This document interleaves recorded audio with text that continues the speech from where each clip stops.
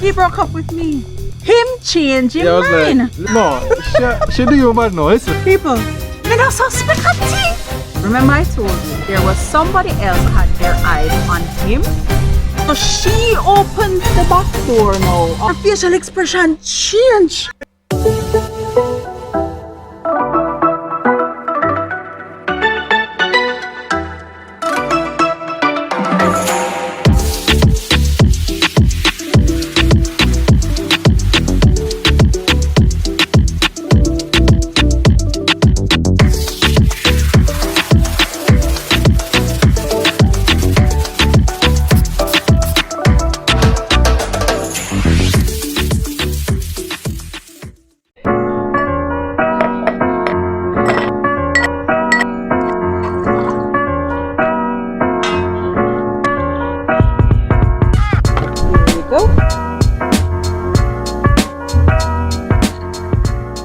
So guys, welcome back to part 2 of our how we met video.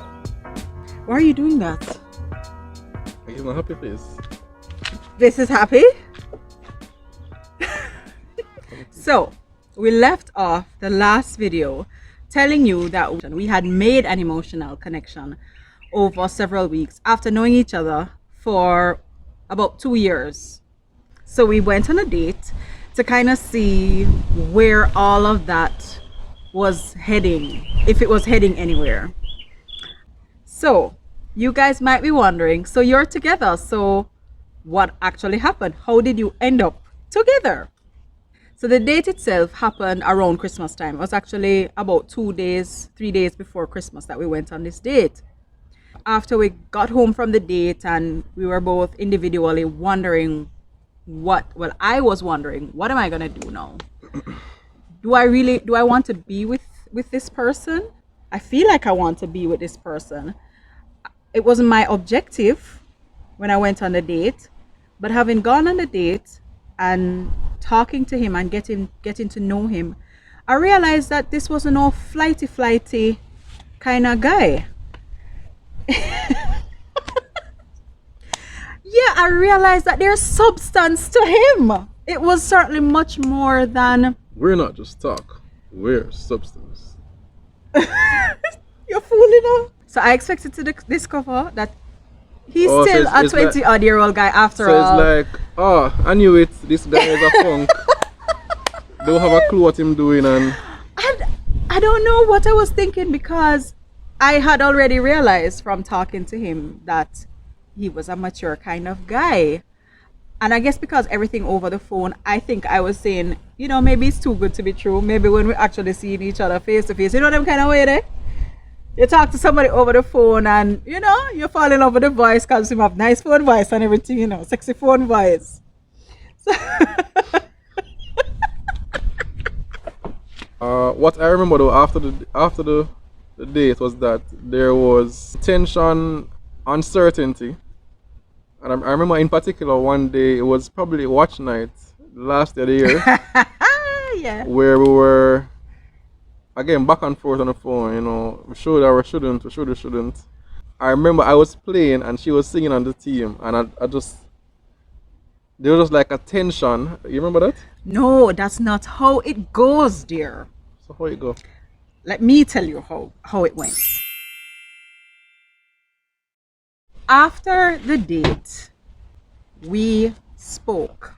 I may have raised the whole idea of us seeing each other now on a consistent basis, as in getting into a relationship now. As in boyfriend and girlfriend, man and woman.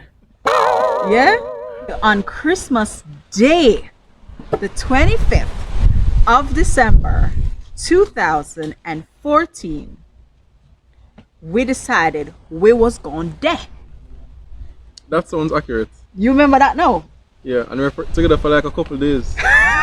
So we're I remember. So now. back to Paul's. I remember now. Back to Paul's story now. So on New Year's Eve,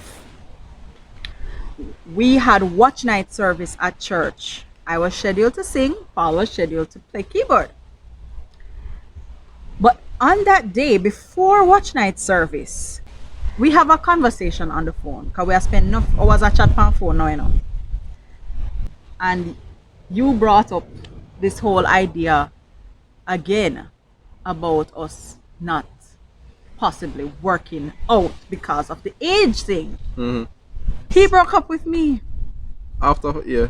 He decided that he wanted to end things, that he didn't want to him change his mind, pa me. Him change his Yeah, I was mind. like, let's Yeah, let's not do this. Why did Let's change not it? do this. Why did he change his mind? because again, it's just the conflict of just not getting there mentally. Where, all right, Break it down. reconciling this age thing, and of course, it would have been a lot of impression. You're thinking about the impression that people are going to have. So people are going to be thinking this. What are people going to think? What is my mother going to think? So that was really what was happening. All of these thoughts coming to me, and I was like,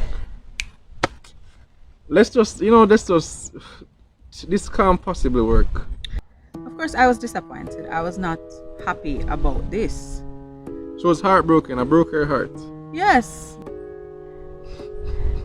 We can look back and laugh now. it's not funny.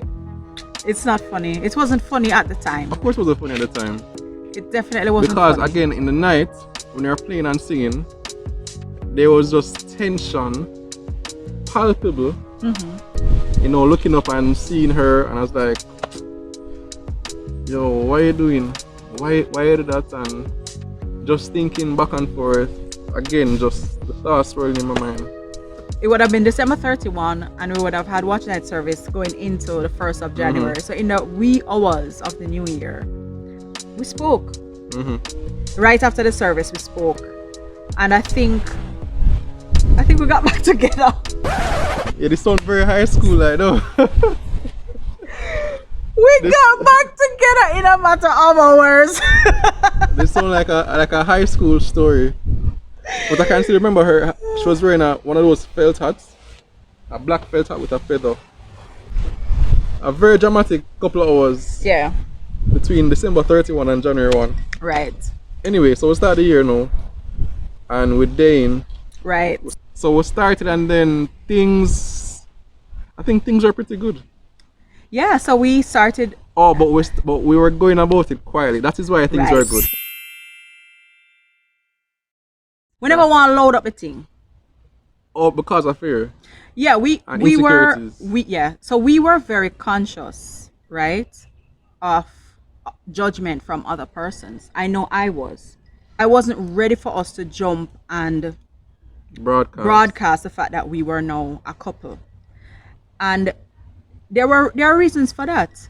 As an older woman, I don't want nobody to think I'm a cougar or nothing like that. That image just never sit well with me. So I never wanted people to get this impression that I was looking this younger man and I come for broke him out. You understand them way? But it was the opposite for you. Right. So again, questions going around my mind. I just never want to answer. And so we're like, we're together, but it wasn't like we said, they just not let anybody know. And Yeah. when you're with somebody, you don't necessarily just broadcast it. Right. Anyway, you just see how it goes until if it's reach a certain stage, then you let your friends know, then Right. everybody can catch on. I think we both decided that on Valentine's Day, we would kind of let the cat out of the bag. Okay. At least I remember making it public on Valentine's Day. So now in February, we say, alright, we could do something special. We decided to have a picnic On Valentine's Day. on Valentine's Day. So we said we're going to see the sunset rise. You see how aromantic? It wasn't even your idea though. I'm sure it was not. I'm sure it was not your idea. Anyway, I'll take credit for it. So pick me up, I think like after 5 in the morning, because we're driving to see the sunrise In Hellshire. in Hellshire. And of course we were late because the sun had already started to rise. But we catch a No, we piece. catch it. We caught a piece. We caught it, babe. We caught the full thing. We caught it, yes, man. We caught it just as it was coming above the horizon. There you go. Yeah. And then we decided to have a mini photo shoot where you'll see pictures like this where I'm on the rock. I was never really a social media person. So when I posted that picture on Facebook, which is still my picture, my profile picture today, from how long ago? 5 years ago? 6 years ago? 6 years ago. Mm-hmm. I remember somebody, one of my friends comment, "Where have you been?" And then somebody else replied to comment and said he was probably under one of those rocks. That's how low key I was on social media. Where we were, we would have needed to drive from there to the picnic location. Yes, right? because we decided to picnic on the beach. On the beach. So no, this is where a story comes to boom. So Tina's car. Tina always drives. I mean, if she's picking me up, she drives, and I just hop into the passenger seat. Now I'm like, no, I think you insisted. You're like, you drive. Yes, yes. So she said, you drive, and I'm like, of course, I'll drive. Take the key, and I drive to the location. I was a little close to the curb. Listen, look here. Let me jump in.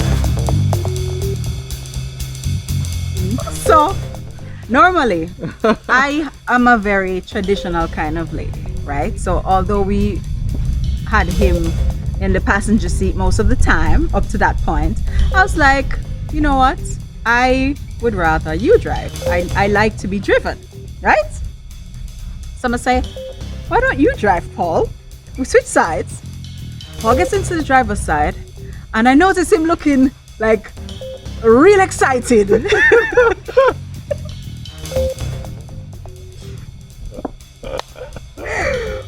Brother, why were you so excited? Or should I tell him? I was excited because Look here. we're going to have a great time at the picnic. I'm excited enough, so I'm start the car and I drive. But me notice him I got too close to the over by the bushy side. So you know how the roads there, you have the overgrowth of the trees and stuff like that, and Maca bush and all kind of something. And him I drive well close to it, so I'm like, I was not holding still like that. I was not, no. she doing bad now. Listen, let me jump in. I was not doing this. I was not at no 10 to 2. No, he wasn't at 10 to 2. But he was just, eyes wide. You see them people here? Listen. Eyes wide open, right? Looking over the steering and, looking like this, and the baby driving too close to the side, driving too close to the bush there. The car gonna get scratched up. So I'm like, yeah man. So he's driving cautiously, but I'm thinking, I'm just not used to the car, so You have to get used to the vehicle, right. Anyway, what he did not disclose to me Didn't lie was the fact that I was had not legally permitted to drive on the roads. him never have no driver's license. Alright, I know what you're thinking, and you are right. Totally reckless, irresponsible, stupid of Paul. But in my defense, like when you rate a girl and you want to impress her, so someone even rent a car and say them have a Beamer but them really drive a ladder, or someone will say them live X place but them really live Y place. So I couldn't tell her, say, yo, can't drive.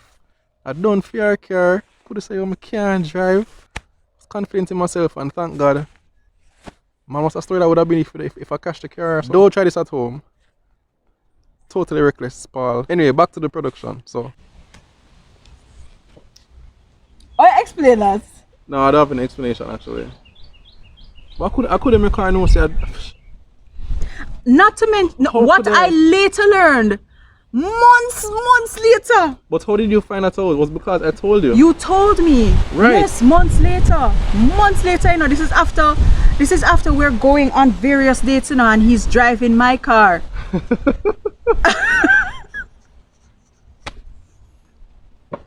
Not only did he not have a driver's license, God. he had never actually been taught how to drive. Yeah, I've never been taught how to drive. So before that, before driving her car, actually, I drove. I had been around the steering wheel of a vehicle one time before, for about 15 minutes. No, probably 10 minutes. No joke. I drove a Honda Fit from Edgewater to Bridgeport.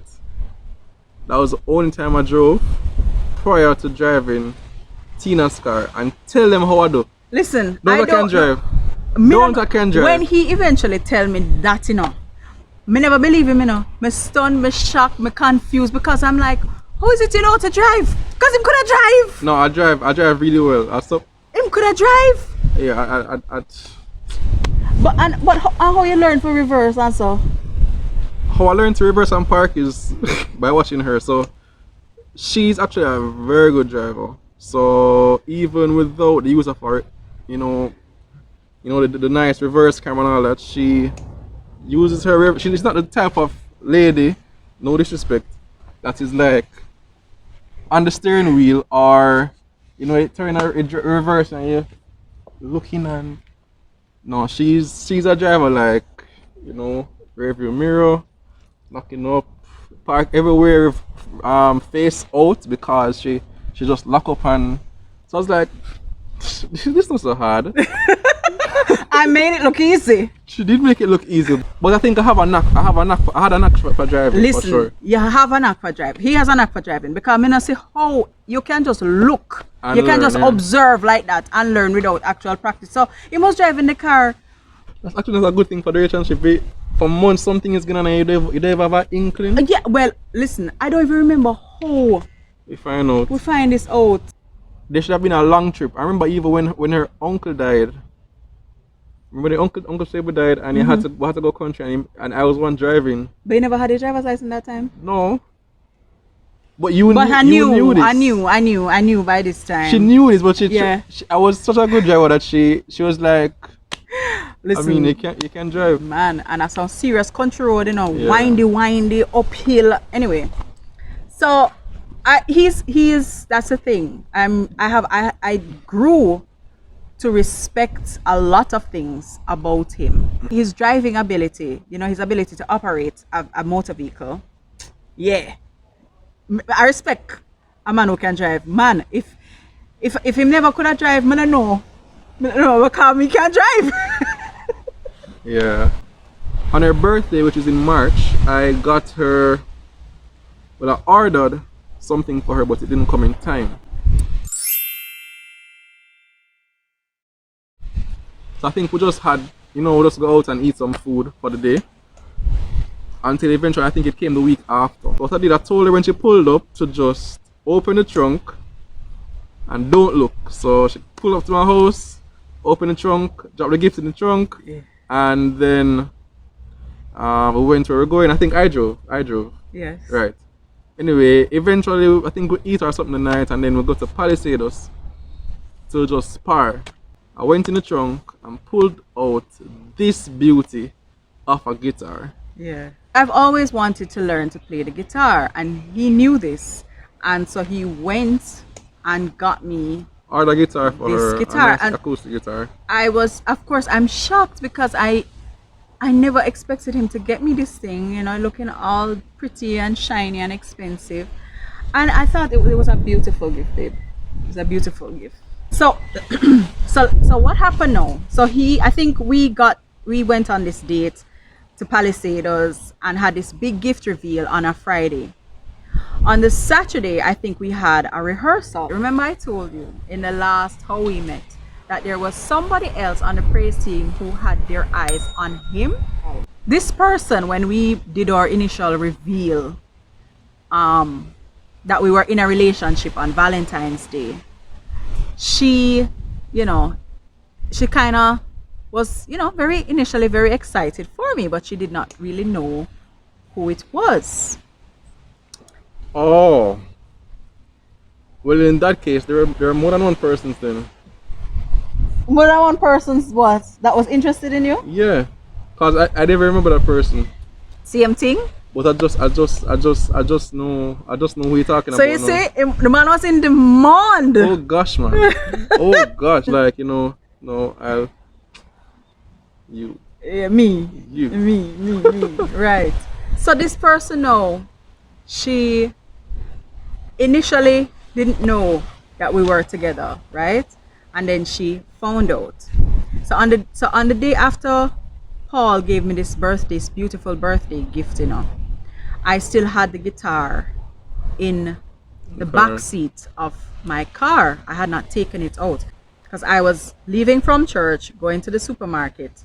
So this person said, "Oh, I have to go to the supermarket." So I gave her a lift to the supermarket. So she was driving in the passenger side in the front when we headed to the supermarket. But after she finished shopping and she called me and asked if I was still around, doing my shopping, if I could give her a lift home because she now had her bags of groceries. I said, okay, cool. I was in the area and I decided to give her a lift. Me never remember the guitar in the back seat. So she opens the back door now of the car and sees the guitar still, with the packaging and everything. And me just see her facial expression change. And it's like, it was the most awkward car right now because she realized that it's a gift that I got. I remember how that went. I think you were either you probably went to Payless or something, and you call me and say, you see, nobody will ask her anything, but Hannah is just there volunteering information. That, oh yes, mommy got this as a gift, Oh gosh, You remember? oh yes, Mommy got this as a yes. gift, from, I don't know if she told who it was from. Something like that, that's what they told me, remember? I don't know, yes. Yeah, and I think that is what, and it was like, I think the person saw it as Tina's way of rubbing it in her face. Yes, exactly. Right. That was it. See, that I remember something. Yes, that was it. Wow. So that's why it ended up being a very awkward car ride back to drop her at her house. So that was probably the first reaction that we got, and it was a very strong reaction. But then after that, now when you start telling our circle, there are persons who probably picked up, signs, kind of awkward things. But nobody was kind of sure. Nobody came to ask us really. At least Right. nobody came and asked me directly. And I'm not the kind of person who is just going to announce it. I think for me, it was enough to change my profile picture. I think people noticed that, and I got a few responses to that. People saw my Facebook status. They saw my WhatsApp profile picture change, and they realized, but they didn't ask. They never asked she. They never asked me, right? The first friend that I told, he came to pick me up one day, and we were going on the road together, and I said to him, yo, say me and Tina. You can't see this. I was like, me and Tina. So he look at me like, you and Tina. You and Tina what? I was like, me and Tina. And he's like, you and Tina? And I was like, yeah, me and Tina. And he's like, yo, and he was like, basically he was surprised, he was shocked. And he was like, I guess he was calculating and saying, all of what we knew persons would go through in terms of processing age and, that kind of a thing. He maybe not, I don't think he said much, but he could see him trying to reconcile in his mind, like Paul and Tina. Wow, just trying to, make sense of it. Other friend I told after that was the total opposite. He was like super. He's like, yo, chill. He's like, yo, that good mind, that good, and all positive and all that. But it was a third person who was he kind of sealed it for me. I look up to this person now. This third person was not just a friend. He's more of a mentor. That kind of relationship. He knew Tina or knows Tina for a long time, and he was basically saying, if Tina have your back, that's a very good thing. All for it, go in, be prayerful and all that, and just don't worry about anything like that, and just do nothing.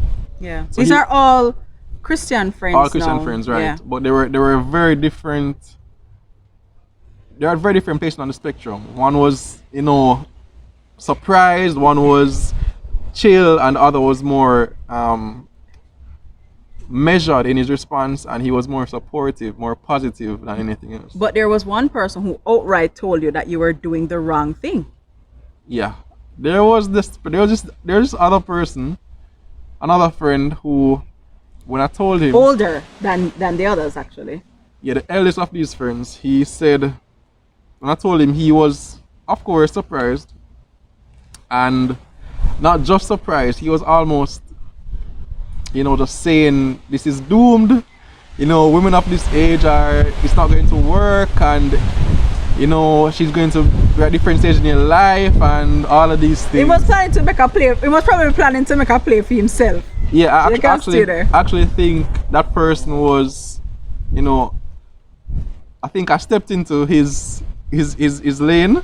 I think there was some other motivations in terms of why he was coming across so strong to me, that this is not what you should be doing, Paul.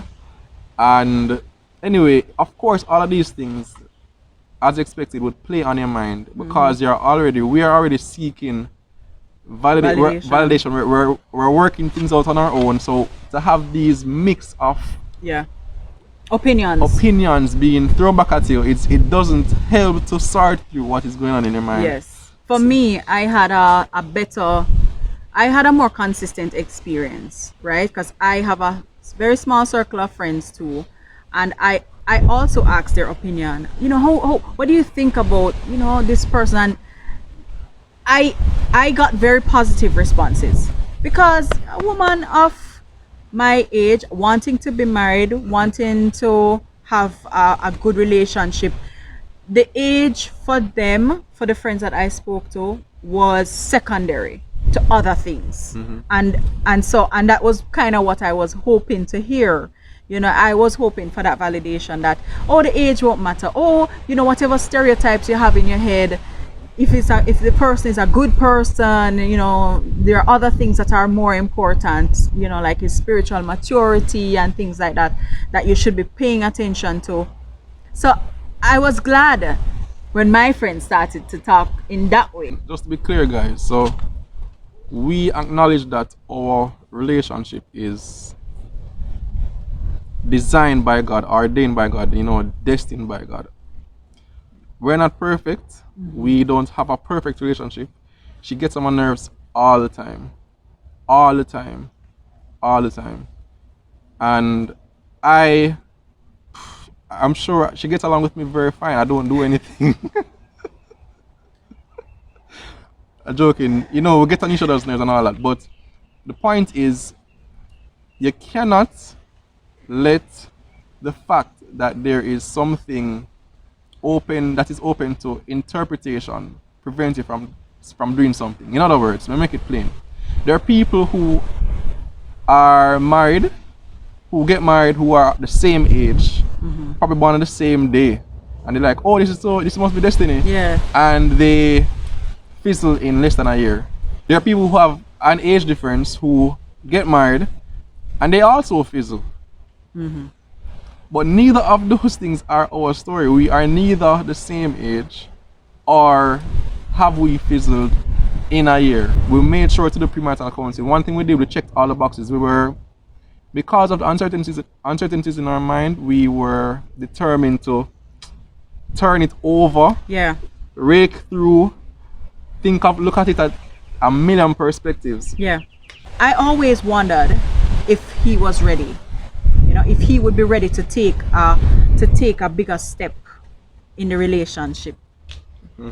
I remember during the time that we were dating, I encountered a big challenge. So how Paul mentioned that when he first met me, way back in 2012, 2013, I had my car, I had a nice job. I was making decent money, all of these things. But I wasn't happy. I wasn't content. I was still looking for more in my life.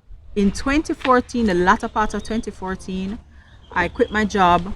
I had saved up a bunch of money that I decided that I was going to live off of while I took a sabbatical to kind of think on a few things, work on a few projects. And it was around that time that Paul and I became very close.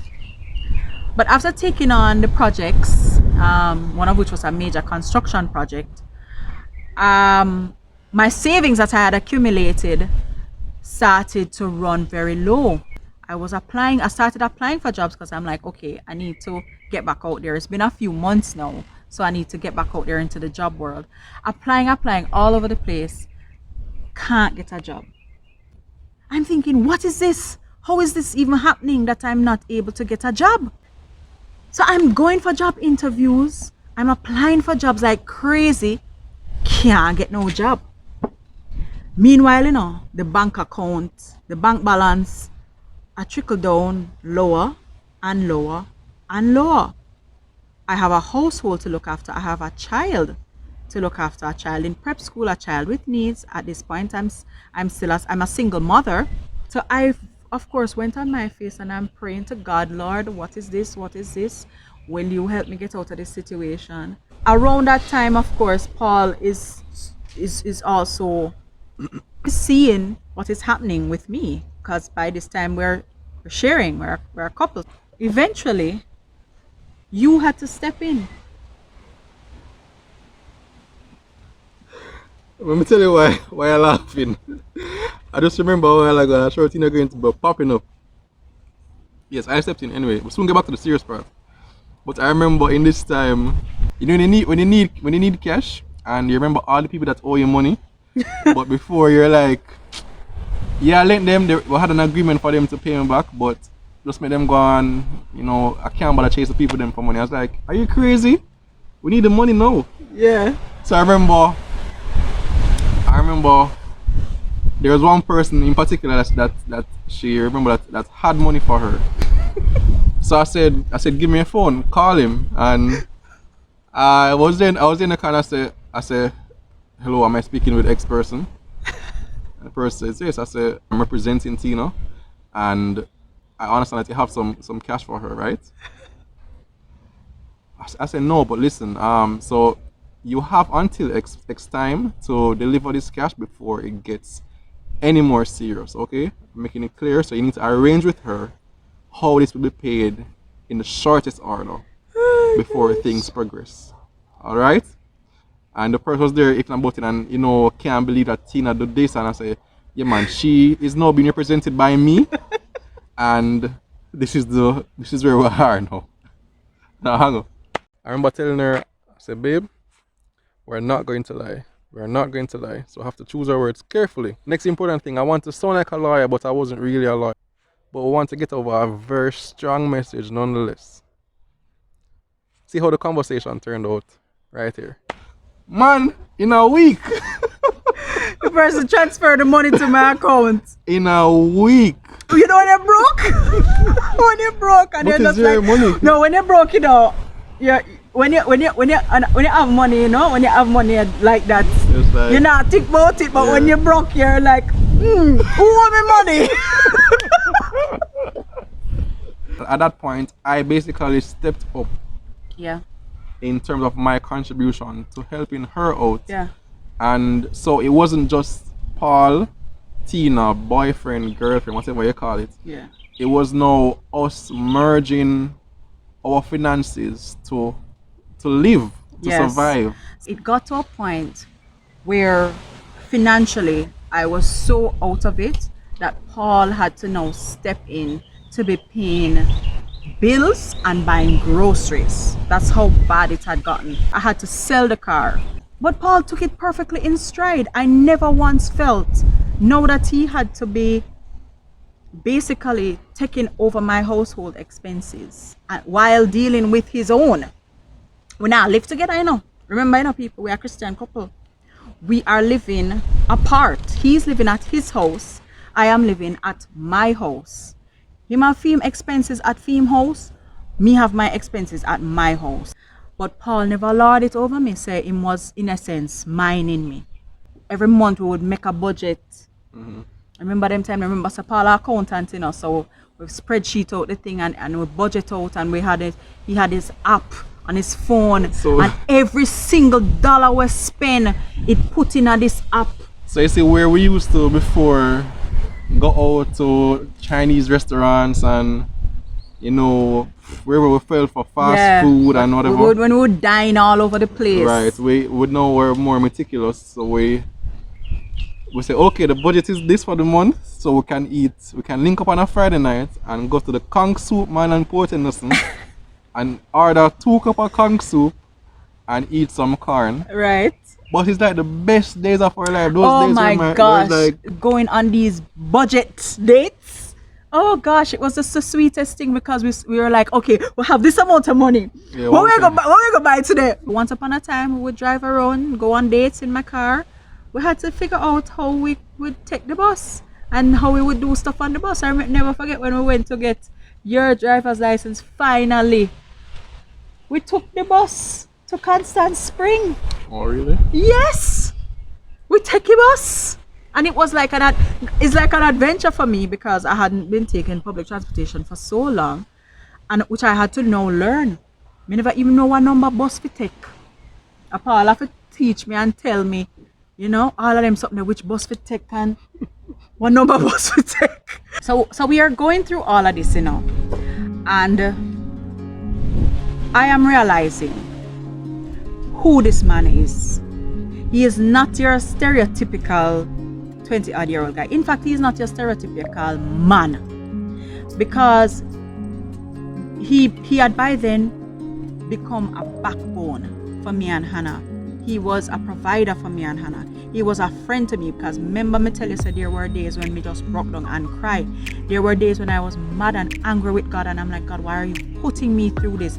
I felt like that was the lowest point in my life, because you see, sometimes God needs to break you down, you know. Sometimes God needs to strip away certain things from you for you to really rely on Him. I also realized that God was setting me up to rely on Paul in a way that I had not relied on anybody before, not even my parents. But the thing is, it was all, and it's only looking back that you can see the hand of God working.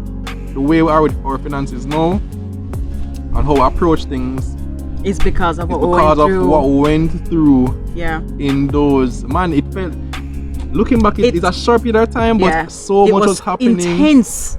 After this, I'm like, I ain't letting go She of saw the this husband guy. material and she's like, yo, Yes, I saw the husband material. But you're what? You never really want to get married. Not yet. so that was the difference with where we were mentally or emotionally. I wouldn't say emotionally, it's more mentally, because emotionally I was very invested.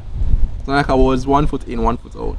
But timeline, in terms of timeline, there was no need on my side. I wasn't like, you know, let's do this now or that kind of a thing. But she was already there. She was, you know, she set out from day one, as she said earlier, that I'm not doing this for fun or for leisure or just to see what happens. She has an intention.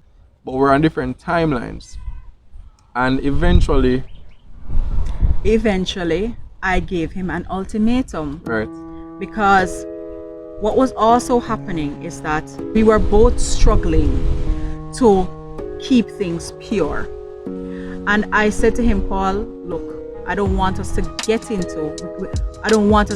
into any trouble. People fall into sexual sin, couples fall into sexual sin all the time, and it just messes up their relationship with God and messes up their relationship with each other. And I did not want that to happen for us. And so I'm like, look, let's get married. I already make up in my mind, say me want to get married to you, to him. And he was like hesitant. And I was heartbroken because we had been having these conversations about marriage for a few weeks now. Because I think I had raised this out of concern for where we were, headed. Paul wasn't where I was. So I said, well, if you're not where I am, if we're not going to get married anytime soon, let's end this. Let's just walk away. Let's not cause each other any further heartbreak down the line. It was a difficult decision to take, right? We broke up, and I didn't want. It was not something I wanted to do. When Paul and I were dating, one of his big concerns was that my age would affect my fertility, and he wanted to have a house full of children, and it was not an unreasonable concern. There was a lot of things going on in my mind, and those things that I didn't have settled. So it's like I'm extrapolating and plotting a graph. X plus 10 years or X plus 5 years. What's the potential for this? What if we want this and this can happen? Because for me, kids, always love children, and that was like not something I would be able to, what's the word I'm looking for? Compromise on. Right. That for me was a major thing. So those were the kind of things that were keeping me from being totally committed in taking the next step. But ultimately, in the 2 weeks, the point where you're saying, I just don't want to live without her. So I said, I can't let her go. And then that was a point where we were like, yo, let's do this. There was no proposal. There was no me getting on my knees or she getting on her knees, like the progressive way that women are doing it nowadays. There was none of that. We're just like, yo, we need to live together forever. And yeah, that was the culmination of our love story. Yeah. I think the beauty about it is just how we've grown into what we are. Yeah. And into accepting what we are, to the point where they just do this great liberty in not caring about what people think. Yeah. And I thank God for that as well. So she's my woman. I'm a woman. Yes. And it's a blessing from God, and a part of what we want this channel to be about is to be a testimony of what God can do. Yeah. Not just for us, but for you. So this is our story. You never know what story God is writing for you. Don't let your preconceived notions and your understanding of life going into any experience prevent you from getting what God has for you. So until next time, stay safe and big up from me and my house. Take care, guys.